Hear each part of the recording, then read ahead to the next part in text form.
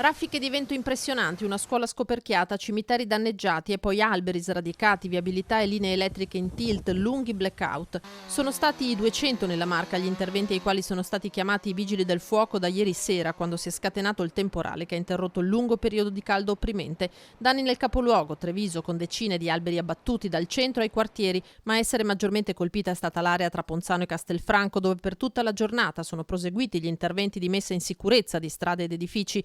A Strana, dove la conta dei danni è già arrivata a 100.000 euro, il vento ha scoperchiato la scuola elementare.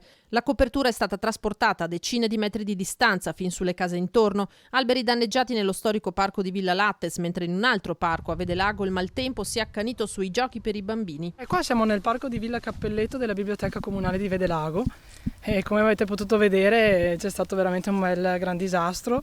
Ci abbiamo impiegato anni per riuscire a sistemare questo parco, acquistando anche i nuovi giochi per i bambini e insomma tutto il lavoro fatto è sfumato. Danni evidenti anche ad altre strutture pubbliche come questo tendone letteralmente steso a terra dal vento e poi i blackout. Ieri sera è venuta a mancare la corrente un po' su tutta Vedelago, 1900 famiglie erano senza corrente elettrica. Uno dei problemi principali è stata questa linea che vediamo qui sopra, l'albero che è caduto ha abbattuto la linea intera. Stamattina c'erano ancora 500 famiglie perché oltre a questo guasto c'erano altri guasti e l'ultimo è stato ripristinato da poche ore dall'Enel. A Ponzano operai del Comune e Protezione Civile al lavoro per tutto il giorno per ripristinare la viabilità e mettere in sicurezza i due cimiteri dove il cedimento delle guaine di diversi blocchi di loculi ha causato il distaccamento delle lapidi. Da Ponzano a Paese, in via Casanova. È crollato praticamente un albero della scuola, dosso la casa,